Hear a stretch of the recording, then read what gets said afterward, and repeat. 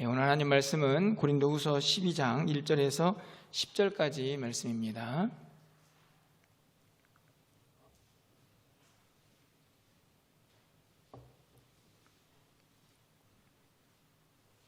고린도후서 12장 1절에서 10절까지 말씀을 교독하도록 하겠습니다.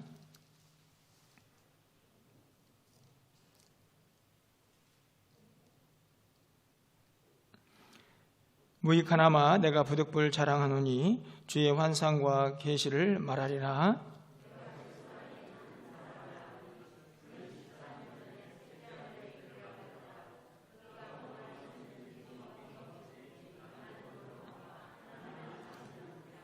내가 이런 사람을 아노니 그가 몸 안에 있었는지 몸 밖에 있었는지 나는 모르거니와 하나님은 아시느니라.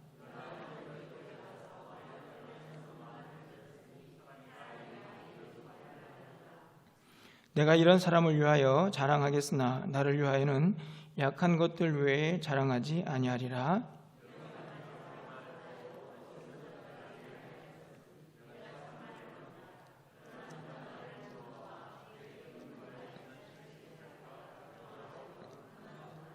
여러 계시를 받은 것이 지극히 크므로 너무 자만하지 않게 하시려고 내 육체의 가시 곧 사탄의 사자를 주셨으니 이는 나를 쳐서 너무 자만하지 않게 하려 하심이라.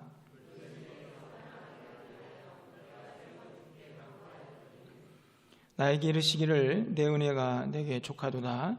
이는 내 능력이 약한 데서 온전하여짐이라 하신지라. 그러므로 도리어 크게 기뻐함으로 나의 여러 약한 것들에 대하여 자랑하리니 이는 그리스도의 능력이 내게 머물게 하려 함이라.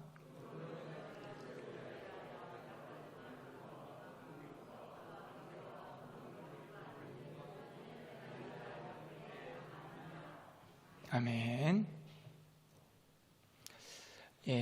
고린도후서의 말씀을 계속 살펴보고 있습니다. 오늘은 12장에 도착을 했는데요. 앞에 있는 내용들을 조금 복습을 해보면 8장과 9장까지는 고린도 교회 성도들에게 연보에 대해서 바울이 권면하는 내용을 기록하고 있고 10장과 11장에서는 바울에 대한 고린도 교회 성도들의 오해를 반박하고 그것을 수정하고자 하는 그런 내용들이 담겨져 있습니다. 지난 시간에 살펴본 내용은 그렇게 자신을 변호하고 또 오해를 해결하려고 하는 노력 가운데에서 불가피하게 자신의 사역들을 소개하게 되는데 그것이 그들에게 자랑처럼 들릴 수도 있겠다라는 그런 염려를 하는 바울의 모습도 함께 살펴보았습니다. 오늘 우리가 읽은 본문의 한 5절까지 정도의 내용에는 여전히 그 바울의 마음이 담겨져 있다고 생각이 듭니다. 오늘 1절 말씀을 가서 보시면 1절에서 무익하나마 내가 부득불 자랑하노니, 무익하다. 바울의 자랑이 실제적으로 바울이 정말 자랑하고 싶어서 하는 것이 아니고 계속해서 어리석다 이런 표현도 사용을 하고 있는데 고린도 교회 성도들에게 이 거짓 사도들과 바울의 사역이 어떻게 차이가 있는가 하는 것을 좀 분명하게 가르치려고 하다 보니까 자신의 사역을 소개하게 되고 그 사역들이 자랑처럼 들리게 되면서 어리석게 보일 수도 있겠다라는 생각이 오늘 1절에서도 그렇게 드러나고 있습니다. 무익하다. 그들에게 그렇게 큰 유익이 될 수 없을 거라는 생각을 하고 있지만 그럼에도 불구하고 바울이 자랑할 수밖에 없는 그런 마음들이 계속 전달이 되고 있습니다. 어떻게 해서든지 바울과 그의 사역 그리고 그가 전한 복음이 진짜라는 사실을 그들이 깨닫기를 바라는 것이죠. 그러면서 바울이 했던 아주 독특한 경험인 환상과 계시에 대해서 4절까지 계속 기록이 되어 있는 것을 볼 수가 있습니다. 2절 말씀을 좀 가서 보시면 내가 그리스도 안에 있는 한 사람을 아노니 그는 14년 전에 셋째 하늘에 이끌려 간 자라. 여기 보면 재미난 표현이 있죠. 내가 그리스도 안에 있는 한 사람을 안다. 사실은 이 이야기는 바울이 직접 경험한 이야기라는 것에 많은 학자들이 동의를 합니다. 그럼에도 불구하고 오늘 본문은 마치 다른 사람의 이야기를 하고 있는 것처럼, 제3자 이야기를 하고 있는 것처럼 나는 이런 사람을 한 명 알고 있습니다 라고 바울이 소개하고 있는 이유는, 제가 방금 전에도 말씀을 드렸지만 자기가 하고 있는 이 놀라운 사건 또 경험들이 계속해서 자신을 드러내는 자랑처럼 그들에게 들릴 것을 염려하고 있는 내용이라고 생각해 볼 수 있습니다. 한 사람이 있는데 바울 자신을 이야기하는 것이죠. 왜냐하면 7절 말씀을 좀 가서 보시면 여러 계시를 받은 것이라고 해서 자기가 이미 여러 계시를 받았고 또 그 계시 한 부분이라는 것을 계속해서 드러내고 있기 때문입니다. 14년 전에 셋째 하늘에 도달했다, 이렇게 기록을 하고 있습니다. 14년 전의 이야기를 다시 꺼내는 이유도 우리가 좀 생각해 보아야 되는데요. 이 본문에 보면 셋째 하늘이라는 기록이 있죠. 많은 사람들이 거기는 어디냐 또 이렇게 논란을 하고 있습니다. 하지만 4절 말씀을 가보면 그가 낙원으로 이끌려갔다라는 말을 우리가 생각해 보면 그냥 쉽게 하나님 나라에 그가 환상을 보았다라고 그렇게 이해를 하는 것이 큰 무리가 없을 거라고 생각이 듭니다. 사실은 이 환상의 내용에 대해서 많은 사람들이 논란을 하고 또 내용들을 전개하는데요. 사실 여기서 제일 중요한 것은 이 내용이 무엇인가 하는 것보다도 바울이 어떤 의미에서 이 내용을 소개하고 있는가 하는 정도로 이해를 하는 것이 큰 무리가 없지 않을까 생각이 들어집니다. 계속해서 고린도 교회 성도들에게 나는 이런 경험까지 한 사람이다, 굳이 내가 자랑을 한다고 하면 이런 하나님 나라도 환상으로 본 경험이 있다라고 이야기를 하고 있는 것이죠. 그러면서 계속해서 거짓 사도들과의 차이점을 설명을 하고 있는 것입니다. 사실 얼마나 대단한 경험입니까? 지금은 조금 덜한 것 같은데 아마 여러분들 이전에 아마 그런 간증들을 여러분이 아마 들어본 적도 있을 거라고 생각이 듭니다. 뭐 내가 본 천국 이래가지고 제가 신학교 다닐 때에도 그런 간증을 하러 다니는 분들이 종종 있었던 기억이 있습니다. 그분들의 진실성은 사실 뭐 저희가 쉽게 뭐 판단할 수는 없겠지만 사실 참과 거짓에 대한 여러 가지 논란이 있을 수 있는데요.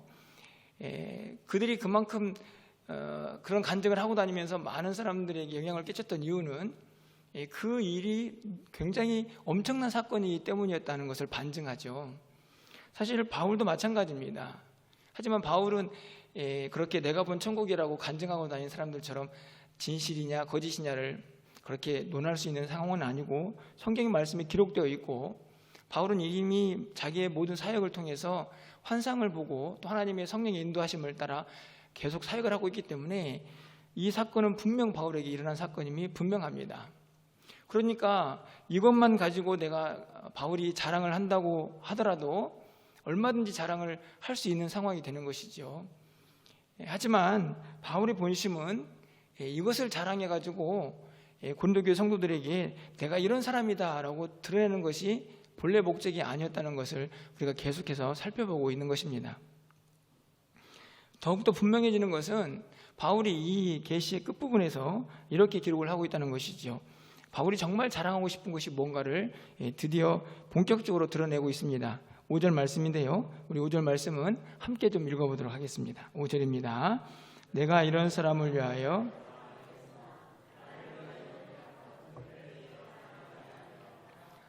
바울이 정말 자랑하고 싶은 것, 그것이 이제 5절 하반절에 나오는데 나를 위하여 나는 자랑할 것이 있는데 그것은 나의 약한 것들이다. 지금 이렇게 위에서 환상과 계시처럼 내가 이런 경험을 했다라고 여러분들에게 자랑을 해서 나를 뽐내려고 하는 것이 아니고 정말 내가 자랑하고 싶은 것은 나의 약한 것들입니다 라고 고백을 하죠. 사실은 이 환상과 계시를 이야기하기 전에 11장 30절에서도 동일한 이야기를 한 적이 있습니다. 거기에 가서 보시면 내가 부득불 자랑할진대 내가 약한 것을 자랑하리라, 이미 이야기를 했죠. 내가 정말 여러분들에게 꼭 자랑해야 한다고 하면 내가 지금까지 한 사역들 또 오늘 이야기하고 있는 그 환상과 계시 그것들이 아니고 정말 자랑하고 싶은 것은 나의 약함입니다 라고 이야기를 하고 있습니다. 그러면서 구체적으로 그 약한 것의 아주 대표적인 예가 등장을 하는데, 그것이 이제 가시로 기록이 되죠. 우리가 잘 알고 있는 육체의 가시 이야기가 등장을 합니다. 7절 말씀을 가서 보시면, 여러 계시를 받은 것이 지극히 크므로 너무 자만하지 않게 하시려고 내 육체의 가시 곧 사탄의 사자를 주셨으니 이는 나를 쳐서 너무 자만하지 않게 하려 하심이라. 여러 계시를 받은 것, 분명히 위에서 말한 환상과 또 계시를 포함한 것이라고 생각이 듭니다.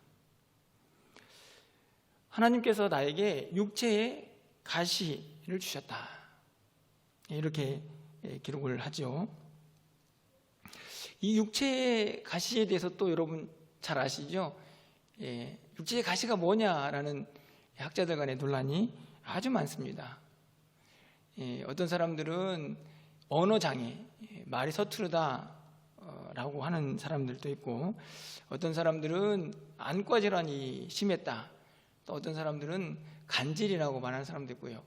또 어떤 사람들은 육체의 가시라고 이렇게 명시가 되어 있는데도 불구하고 굳이 바울이 가지고 있는 그의 죄악과 싸우는 영적인 문제에서 가시가 있었을 것이다 라고 또 해석하는 사람들도 있습니다. 정말 이런 문제는 확실한 증거가 없기 때문에 논란만 될 뿐이죠. 사실은 이제 정말 우리가 우스갯소리로 하는 말처럼 하나님 나라에 가가지고 바울한테 물어봐야 하는 그런 이야기입니다. 이 육체의 가시가 뭐냐에 신경 쓸 필요가 전혀 없습니다. 중요한 것은 가시죠, 가시. 무엇이냐가 중요한 게 아니고 이 비유를 하고 있는 가시가 어떤 역할을 하느냐가 되게 중요합니다. 여러분들 가시에 찔려 보셨죠? 가시에 찔려 보신 분들은 어떤 생각이 드십니까? 가시를 안 빼면 나는 금방 죽는다, 혹시 이런 생각을 하시면서 가시를 대하지는 않죠. 이 육체의 가시도 마찬가지입니다. 바울에게 있어서 이 가시가 아마 생명에 치명적인 역할을 하지는 않았을 것입니다. 그러니까 가시라고 하는 것이죠. 그런데 여러분, 가시에 찔려보신 분들은 아시겠지만 어떻게든지 빼내야지 걸리적거리고 고통스럽고 따갑고 굉장히 힘이 들죠. 이 바울은 이 육체의 가시를 뭐라고 이야기하냐면 사탄의 사자가 줬다라고 생각이 들 만큼, 다시 말하면 이 사탄의 사자는 하수인이죠. 사탄의 졸개가 나에게 심어준 것처럼 그렇게 나를 고통스럽게 한다라고 육체의 가시에 대해서 표현을 하고 있습니다. 뒤에 나오지만 바울이 이 육체의 가시를 얼마나 제거하고 싶었던지 하나님 앞에 3번이나 기도했다라는 이야기가 등장을 하기도 합니다. 8절이죠. 이것이 내게서 떠나가게 하기 위하여 내가 3번 주께 간구하였다. 가시가 자기 생명에 치명적인 역할을 하진 않았지만 복음을 전하는 일에 매우 불편함을 초래했던 것입니다. 하나님, 이걸 좀 제거해 주십시오 라고 기도할 만큼 바울에게 있어서는 꼭 제거되기를 바라는 무엇이었던 것 같습니다. 그런데 이 육체의 가시를 이야기하다가 바울은 여기에서 엄청난 진리를 깨닫게 됩니다. 바울이 계속해서 약함을 강조하고 또 그것을 자랑하고 싶었던 이유 중에도 이 본문이 포함이 되어 있죠. 여러분 7절 말씀을 다시 가서 보시면 하반절에 이렇게 기록이 되어 있습니다. 이는 나를 쳐서 너무 자만하지 않게 하려 하심이라. 육체의 가시가 고통스러워서 그걸 좀 제거해 달라고 하나님 앞에 기도도 했지만 결국 그가 내린 결론은 첫 번째, 유익이죠. 야, 이 육체의 가시가 나에게 이런 유익을 주는구나 라고 결론을 내리게 됩니다. 깨달음을 얻게 되는 것이죠. 그건 뭐냐면 교만 제어 장치구나. 교만 제어 장치. 그 가시 때문에 바울이 난 정말 이 정도면 대단한 사람이야. 내가 하나님 나라도 환상으로 보았지. 나의 사역에는 이런 열매가 있지라고 교만해질 수 있는 그런 상황 속에서도 그 가시를 보면 나는 정말 한없이 연약한 사람이구나 라고 생각할 수밖에 없는 그 육체의 가시가 자신의 영적인 교만을 제어하는 제어장치로 주어진 것이라는 사실을 깨닫게 됩니다. 이 말씀을 보면서 문득 이런 생각이 듭니다. 야, 바울 같은 위대한 사도도 교만을 극복하지는 못하는구나. 쉽게 말하면 우리는 이 교만이라는 것이 얼마나 일반적으로 모든 사람들에게 일어날 수 있는 죄악인지를 다시 한번 깨닫게 됩니다. 바울도 얼마든지 교만해질 수 있는 사람인데 그것을 제어하기 위해서 하나님께서 육체의 가시를 허락하셨다라고 그렇게 생각하고 있는 것이죠. 그런 깨달음을 얻게 된 것입니다. 두 번째로 바울은 이 육체의 가시에 대해서 이런 결론을 내리는데요. 두 번째 장치는 뭐냐면 그리스도의 능력이 머물게 하는 장치다라고 깨달음을 갖게 됩니다. 여러분 9절 말씀을 좀 함께 좀 읽어보겠습니다. 우리 9절 보시면서 함께 읽겠습니다. 나에게 이르시기를 내 은혜가 내게 족하도다. 이는 내 능력이 약한 데서 온전하여 짐이라 하신지라. 그러므로 도리어 크게 기뻐함으로 나의 여러 약한 것들에 대하여 자랑하리니 이는 그리스도의 능력이 내게 머물게 하려 하심이라. 하나님께서 이 육체의 가시에 대해서 이런 응답을 주시죠. 내 능력이 약한 데서 온전하여지는 것이다. 그러면서 바울이 내린 결론은 그리스도의 능력이 내게 머물게 하는 장치로 육체의 가시를 해석하고 있습니다. 그리스도의 능력이 내 안에 머물게 하는 장치로 왜 가시가 허락되었을까? 10절 하반절 말씀을 가서 보시면요, 이는 내가 약한 그때의 강함이라. 비슷한 이야기죠.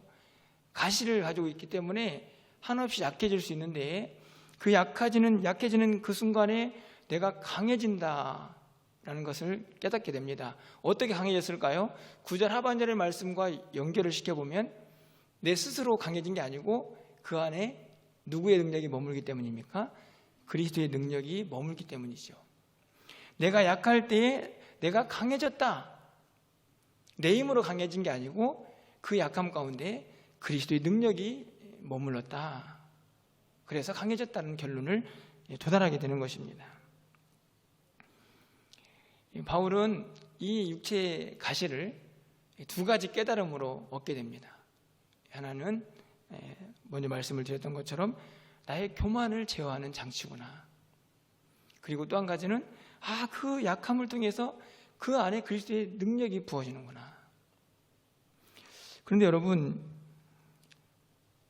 여기서 좀 우리가 생각해 봐야 할 것은요, 왜 약함 가운데에 그리스도의 능력이 부어질까요? 그냥 약하니까 그래 좀 강해라 라고 하나님께서 능력을 거기다 부어주시는 것일까요? 가만히 있으면 그 약함이 강함으로 바뀌어지는 것일까? 저는 그렇지는 않다고 생각이 듭니다.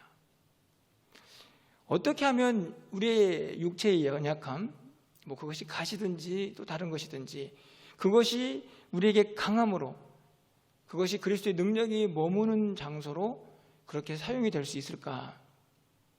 그것은 다른 데 있지 않고요, 우리가 가만히 있어도 되는 것이 아니고 저는 이런 과정이 필요하다고 생각합니다. 부족하고 연약하기 때문에, 육체의 가시가 있기 때문에 더 하나님 앞에 나아가는 것이죠. 하나님, 저에게는 이런 약함이 있습니다. 하나님, 이 약함을 좀 불쌍히 여겨주십시오. 저에게는 이런 가시가 있습니다. 하나님, 이 가시를 좀 해결해 주십시오. 그때마다 하나님 앞에 더 간절히 나아가서 그 약함을 토로하고 하나님을 더 묵상하게 되는 것입니다. 그럴 때 그 연약함 가운데에 그리스도의 능력이 부어지는 것이죠. 그냥 약한 그대로 약하구나, 그 상태에 머무는 사람에게 능력이 부어지는 게 아니고 그 약함을 붙잡고 하나님 앞에 메어 달리는 그 모습과 그 간절함 속에서 하나님이 부어주시는 그리스도의 능력을 경험하게 되는 것입니다. 바울은 그래서 자신 있게 이야기하는 것이죠. 내가 약할 그때에 그리스도의 능력이 부어져서 나는 강함을 경험했다. 그 약함을 그리스도께서 강함으로 바꾸시고 강함으로 사용하셨기 때문입니다. 저는 오늘 이 바울의 모습을 보면서요, 무엇을 깨닫게 되냐면, 우리가 보통 육체의 가시나 육체의 한계가, 연약함이 발견이 되면 그것을 강함으로 극복하기가 매우 어렵습니다. 대부분 모든 사람들은 오히려 자존감이 낮아지거나 자괴감에 빠지거나 절망을 하죠. 아, 나는 안 되는구나. 나는 이 가시를 가지고는 살아갈 수 없어 라는 생각을 더 많이 하게 됩니다. 그런데 바울의 위대함은 그런 절망과 좌절과 그리고 자괴감에 빠질 수 있는 상황 속에서 오히려 그 약함을 강함으로 바꿔내는 힘이 그에게 있었던 것이죠. 저는 참 대단한 영성이라고 저는 생각합니다. 사실 우리 모두도 다 마찬가지 아닙니까? 우리는 다 연약한 존재이기 때문에 바울 같은 구체적인 어떤 가시를 가지고 있지 않을지라도 우리 모두에게는 모두가 다 불완전함과 연약함이 있습니다. 약함이 있죠. 육체적인 약함일 수도 있고, 또 한편으로는 과거의 어떤 정신적인 충격이나 경험 때문에 거기에서 완전히 벗어나지 못하는 정신적인 약함일 수도 있습니다. 하지만 중요한 것은 오늘 바울처럼 그 약함 가운데에서 그리스도의 능력이 머무는 그 힘으로 우리가 변화시킬 수 있는 그런 믿음이 우리 안에 있어야 한다는 사실입니다. 여러분 모두에게도 아마 말할 수 없는, 누군가 알아주지 않는 그런 연약함이 분명히 있을 줄 압니다.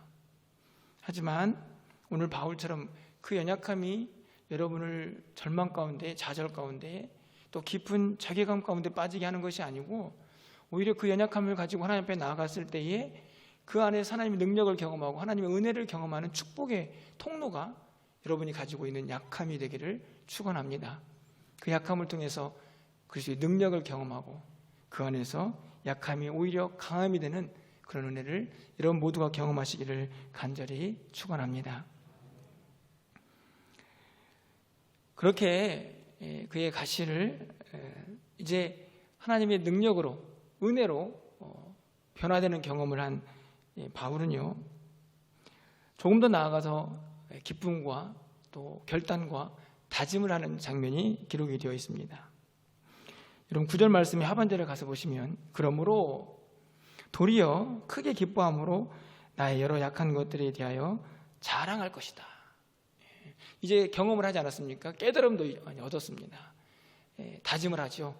내가 나의 여러 약한 것들을 자랑하겠다. 10절에서 이렇게 말씀합니다. 그러므로 내가 그리스도를 위하여 약한 것들과 능욕과 궁핍과 박해와 공고를 기뻐하노니 이는 내가 약한 그때의 강함이라. 그런데 저는 여기에서 굉장히 큰 은혜를 받게 되는데요, 그건 뭐냐 하면 오늘 바울의 이야기 속에서 그가 구체적으로 제시한 그의 약함은 육체의 가시죠. 그런데 오늘 9절과 10절에서 바울이 다짐하고 있는 것은 범위가 훨씬 더 넓어지는 것입니다. 9절에서도 나의 여러 약한 것들에 대해서 자랑하고, 10절에서도 내가 그리스도를 위하여 약한 것들이라고 표현하죠. 다시 말하면 단순하게 그가 가지고 있는 육체의 가시만 약하다고 생각이 하는 것이 아니고, 그의 사역의 전반적인 영역 속에서 예수 그리스도를 위하여, 복음을 위하여, 또 교회를 위하여 자기가 약해지는 모든 범위까지 다 포함을 해서 나는 그것 모두를 자랑하겠다라고 그렇게 확대해서 자랑을 하고 있는 것입니다. 저는 이 모습도 매우 인상적이고 대단하다고 생각이 듭니다. 쉽게 말하면 이런 것이죠. 자기 몸에 있는 가시만, 이것을 통해서 내가 약함을 강함으로 경험했다라고 말하지 않고, 예를 들면 복음을 위해서 또 교회를 위해서 고린도 교회 성도들에게 낮아지고 자기 자신이 스스로 겸손해졌던 그런 모든 모습들까지도 다 나는 이제 자랑할 거다라고 그렇게 다짐을 하고 있는 것입니다. 뿐만 아니라 자기에게 있는 연약함 뿐만 아니라 능욕, 궁핍, 박해, 공고까지도 이제는 기뻐하면서 그것을 자랑할 수 있는 그 믿음으로 더 단단하게 나아가고 있는 바울의 모습을 보게 되죠.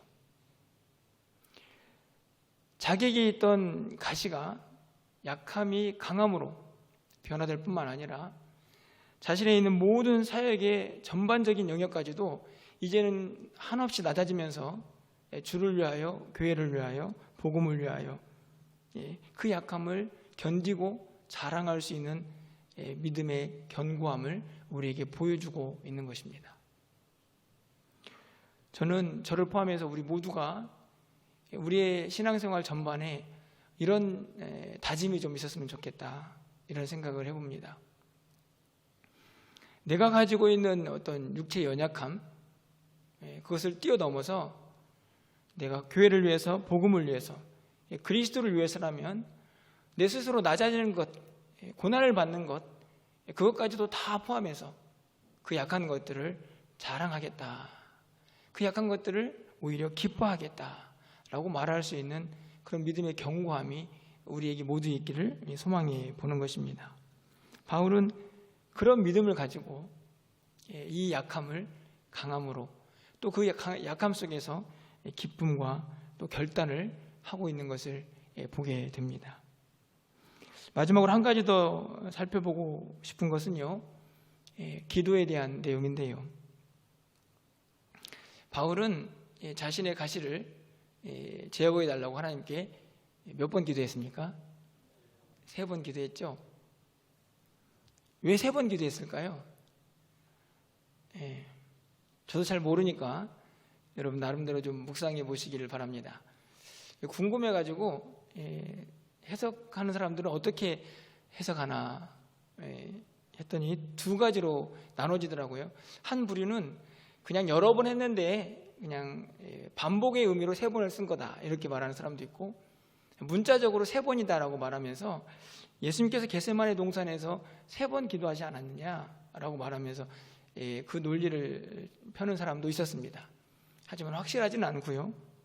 저도 그래서 개인적으로 왜 3번일까 이렇게 생각을 했습니다. 지극히 개인적인 거니까 그냥 한쪽 귀로 흘려보내도 됩니다. 저는 왜 3번일까 이런 생각을 해봤는데요. 저는 이 3번을 문자적으로 좀 적용해 보고 싶었습니다. 바울의 사역의 중심은 바울 자신입니까? 교회입니까? 복음이고 교회이고 예수 그리스도죠. 자기 몸에 있는 가시, 그 가시를 붙잡고 막 메어 달리면서 기도하기보다는 오히려 바울은 교회 성도들을 위해서, 또 복음을 위해서 훨씬 더 많은 에너지와 또 그의 사역의 시간을 집중했을 거라고 생각이 듭니다. 저는 3번이라는 이 횟수를 이렇게 적용을 해보는데요, 그의 기도의 우선순위에서 이 가시는 자신을 괴롭히긴 했지만 성도와 또 교회와 복음보다는 뒤에 있었던 것은 아닌가. 그러다 보니 매번 아니고 생각날 때마다 한 번씩 기도한 건 아닌가, 이런 생각을 해보게 됩니다.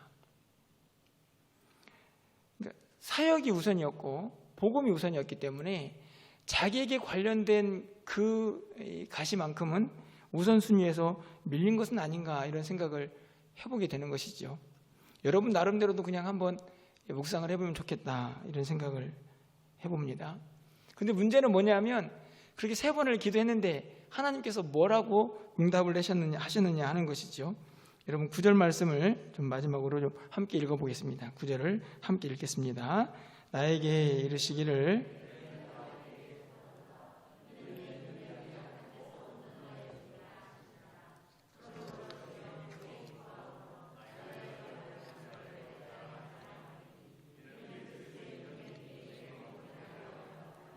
아멘.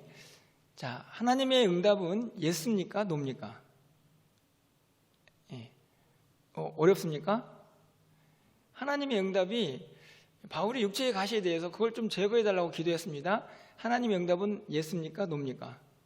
네, 노죠. 하나님께 뭐라고 말씀하시냐면, 야, 네 은혜가 네게 좋게. 노죠, 노. 그냥 가지고 살아.